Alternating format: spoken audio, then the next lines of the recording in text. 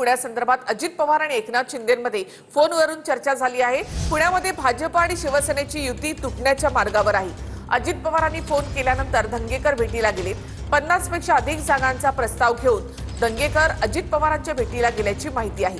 त्यामुळे पुण्यामध्ये शिवसेना अजित पवारांची राष्ट्रवादी आणि शरद पवारांची राष्ट्रवादी असं एक नवं समीकरण असेल का, हे देखील काही वेळातच स्पष्ट होईल।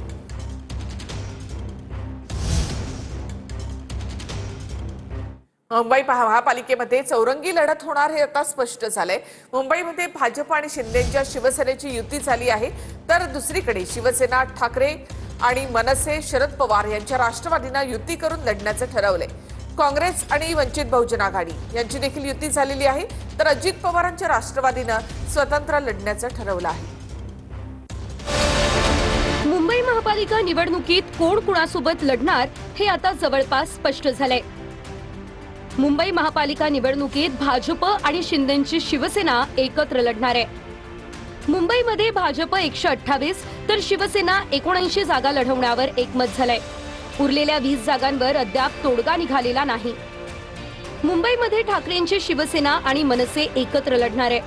ठाकरेंच्या शिवसेनेला 160 ते 165 जागा, मनसेला 45 ते 50 जागा, तर शरद पवारांच्या राष्ट्रवादीला 15 ते 20 जागा मिळणार आहेत। जागा वाटप अंतिम झालं असल्याची माहिती मिळते। पूर्ण झालंय। यांच्यामध्ये जागा वाटपाचा प्रश्न नव्हताच ना, नाहीच आहे। कामाला लागलो आम्ही, कार्यकर्ते कामाला लागले। खरं तर उद्धवजी ठाकरे रात्री 3:30-4 वाजेपर्यंत जागे होते, म्हणजे जनतेवर काही उपकार केलेले नाहीत। आज तुम्ही 3:30 वाजेपर्यंत जागलात काय, 4 वाजेपर्यंत जागलाय काय? मुंबई महापालिकेच्या निवडणुकीत तुमचे 12 वाजणार हे मुंबईकरांनी ठरवलेलं आहे। मुंबई महापालिकेसाठी काँग्रेस आणि वंचित बहुजन आघाडीची युती झाली आहे। मुंबई महापालिकेत 165 जागांवर काँग्रेसचे उमेदवार लढणार आहेत, तर 65 जागांवर वंचित बहुजन आघाडी लढणार आहे। आम्ही या युतीचं स्वागत केलेलं आहे। प्रकाश आंबेडकर आणि त्यांची वंचित बहुजन आघाडी ठीक आहे, ते आमच्या बरोबर नसतील आले, किंबहुना लोकसभेला त्यांचा काँग्रेसशीच वाद होता।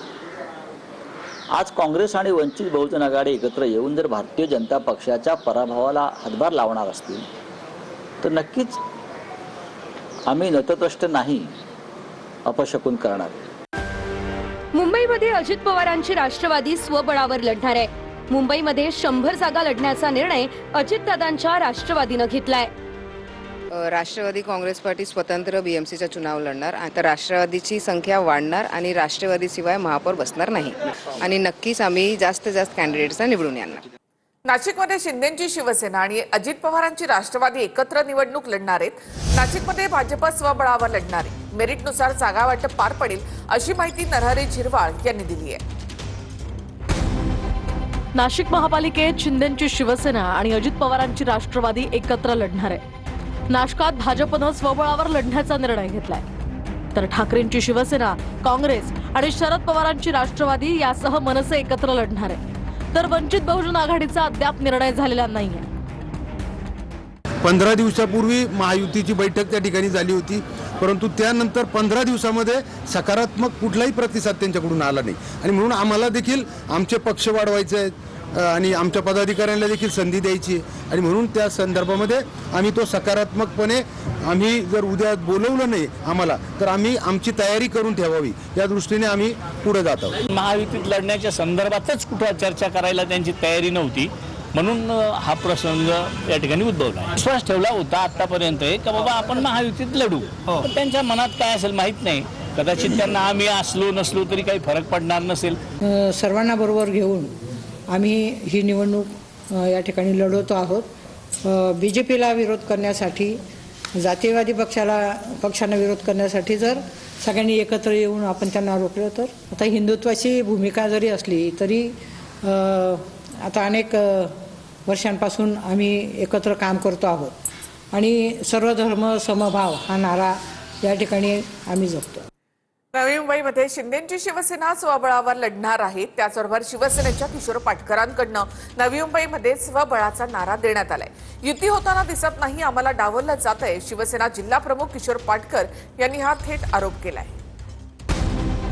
नवी मुंबई महापालिकेत शिंदेची शिवसेना स्वबळावर लढणार आहे। तर नवी मुंबईमध्ये भाजपही स्वबळावर लढणार असल्याचं स्पष्ट झालंय। नवी मुंबई महापालिकेत ठाकरेंची शिवसेना आणि मनसेची युती झाली आहे, तर दोन्ही राष्ट्रवादीचा अद्याप निर्णय झालेला नाहीये।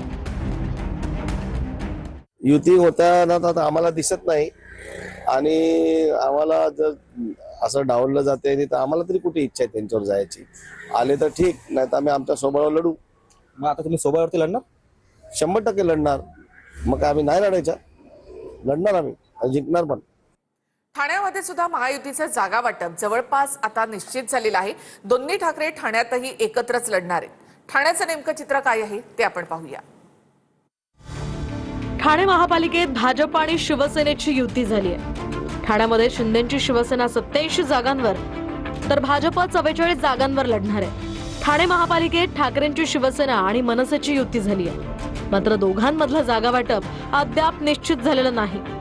ठाण्यामध्ये काँग्रेस स्वबळावर लढणार आहे, तर दोन्ही राष्ट्रवादीनं स्वबळाचा या ठिकाणी नारा दिलाय। पुण्यात काँग्रेस आणि ठाकरेंच्या शिवसेनेत युती झाली आहे, पण या दोघांमधलं जागा वाटप हे अद्यापही निश्चित झालेलं नाही। उद्या उमेदवारी अर्ज दाखल करण्याचा अगदी शेवटचा दिवस आहे। आज अनेकांकडून उमेदवारी अर्ज दाखल देखील करण्यात आलेत। कोणत्या पक्षाकडून कुणाला उमेदवारी जाहीर करण्यात आली आहे तेही आपण पाहूया। नील सोमय्या, नवनाथ बन, तेजस्वी घोसाळकर, तेजिंदर सिंग, शिवानंद शेट्टी, स्नेहल तेंडुलकर, सनी सानप यांना भाजपनं उमेदवारी दिली आहे। दिवंगत अभिषेक घोसाळकर यांच्या पत्नी तेजस्वी घोसाळकर यांना वॉर्ड क्रमांक 2 मधून उमेदवारी मिळाली आहे। तेजस्वी घोसाळकर यांनी उमेदवारी अर्ज दाखल केलाय। नवनाथ बन यांना वॉर्ड क्रमांक 135 मधून उमेदवारी देण्यात आली आहे। केशव उपाध्याय यांची तिकीट कापून नवनाथ बन यांना दिले। आता नवनाथ बन हे काहीतरी प्रचाराला जाणार आहेत की नाही याची मला कल्पना नाहीये। भाजपकडून मकरंद नार्वेकर, हर्षिता नार्वेकरांना तिकीट।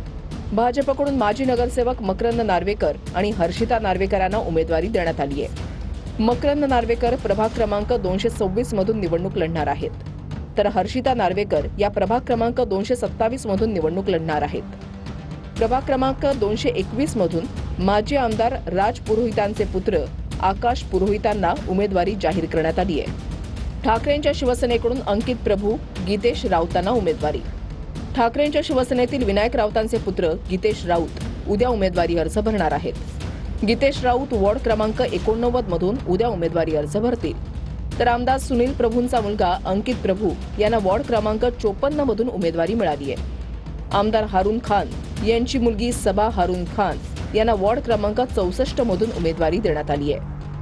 मनसेकडून प्रभाग क्रमांक 192 मधून यशवंत किलेदारांना फॉर्म देण्यात आलाय। वॉर्ड क्रमांक 192 मधून मनसेच्या यशवंत किलेदारांना उमेदवारी देण्यात आली आहे। वॉर्ड क्रमांक 192 मधून उमेदवारी न दिल्यानं स्नेहल जाधव नाराज झाल्यात। मनसे सरचिटणीस स्नेहल जाधवांनी पक्षाचा राजीनामा दिलाय।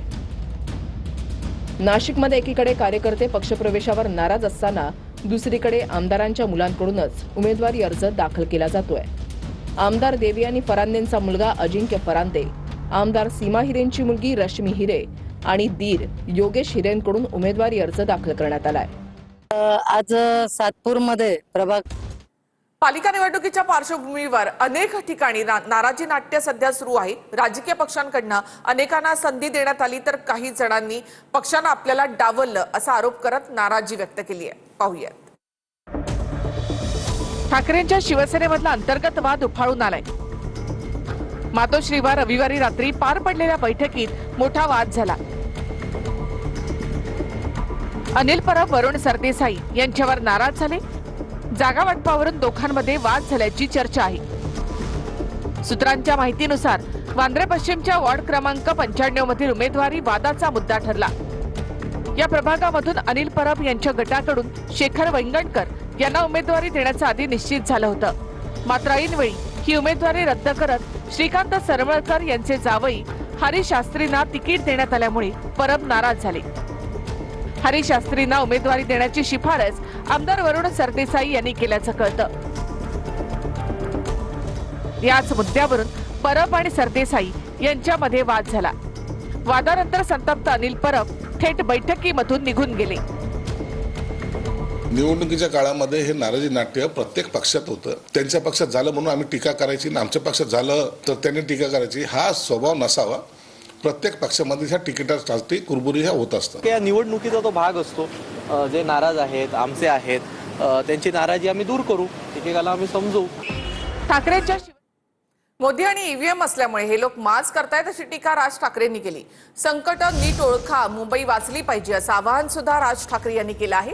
त्यांची स्वप्न गाडण्यासाठी आपण एकत्र येऊ. राज ठाकरेंनी मेळाव्यामध्ये मनसे पदाधिकाऱ्यांना कानमंत्र दिलाय. मुंबई वाचवण्याची आपल्या सगळ्यांची जबाबदारी आहे.